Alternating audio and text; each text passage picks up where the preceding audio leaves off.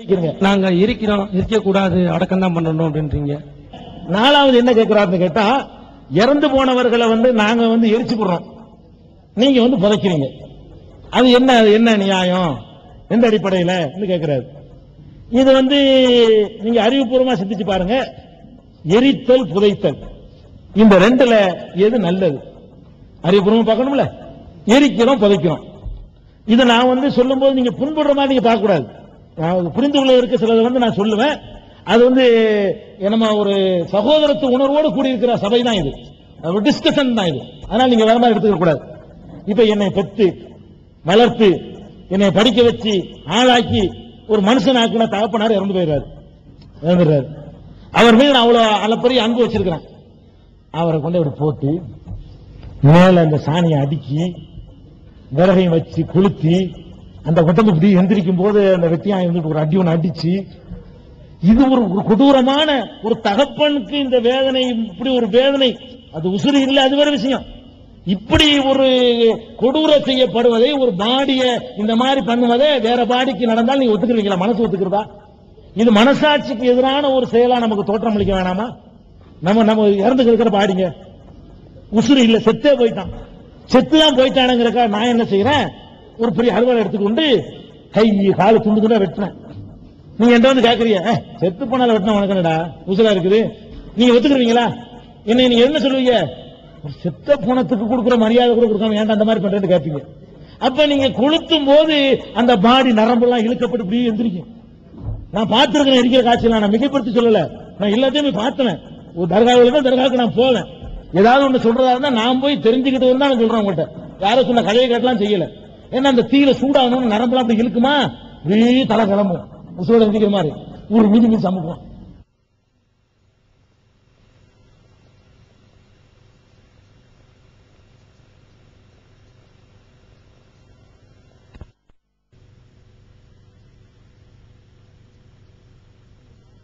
இப்படி எல்லாம் சில பாடிகள் நடக்குது, எரிஞ்சு அப்படி உருகி. இது நல்லா இருக்கா யோசிச்சு பாருங்க.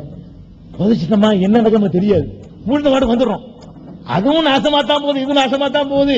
அது வேற விஷயம். நம்ம கண்ணுக்கு தெரியுது பாக்குறது சொல்றேன். நம்ம கண்ணுக்கு தெரியாம என்ன நடந்தாலும் நமக்கு தெரியாதுங்க. அது சமைக்கலாம் ஹோட்டல்ல, அதை போய் பார்த்தாலும் எவனா சாப்பிடுவோமா? பார்த்தாலும் சாப்பிட்டு வந்துடுறோம். திருச்சியில போய் எவனாச்சும் காந்தி மார்க்கெட்டு நின்றுட்டு சக்கரை திம்பானா? திருச்சியில போய் காந்தி மார்க்கெட்டு போனீங்கன்னா சக்கரை எப்படி மலை மாறி குடிச்சு வச்சிருப்பான், நாட்டு சக்கரைய ஏறி மேல நின்று மம்பட்டி போட்டு வெட்டுவான். நான் பார்த்திருக்கிறேன். நான் நாட்டு சக்கரை சாப்பிட மாட்டேன்.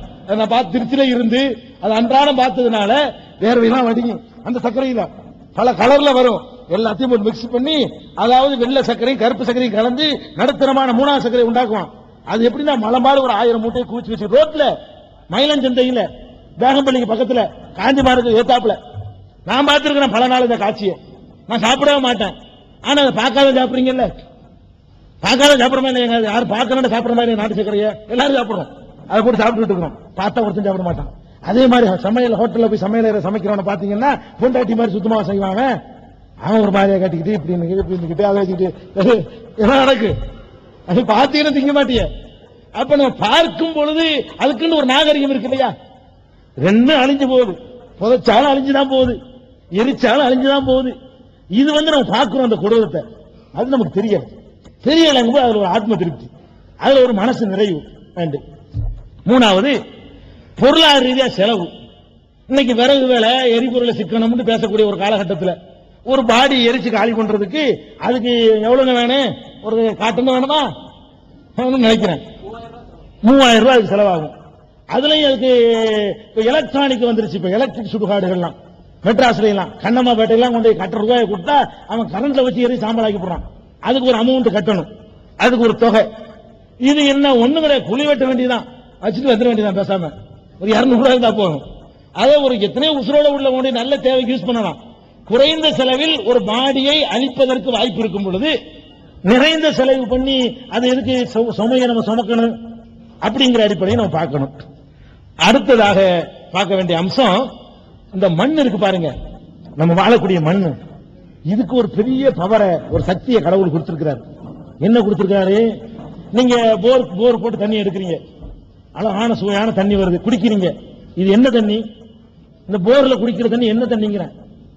உங்க சிறுநீர், உங்க கழிப்பொருள், உங்க சாக்கடை, நீங்க குளிச்ச தண்ணி, இது எல்லாம் தான் பூமிக்குள்ள போய் அப்படி வடிகட்டி பில்டருக்கு மேல பில்டருக்கு மேல பில்டர் அப்படி இறங்கி அது அப்படியே சுத்தமான தண்ணி திரும்ப வருது.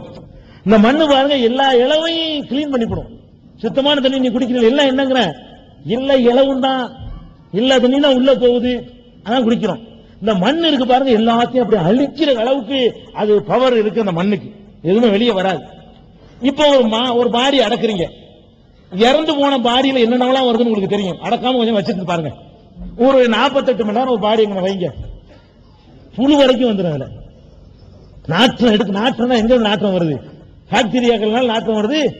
அந்த பாடி ரொம்ப நேரம் ஆனவன அந்த பாக்டீரியா கிருமி எல்லாம் வந்துருச்சா, நாற்றம் எடுத்துருச்சா, புழு புடுத்து போச்சா.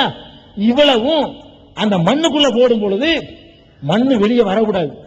எந்த அசுத்தமா நமக்கு தெரியுதா?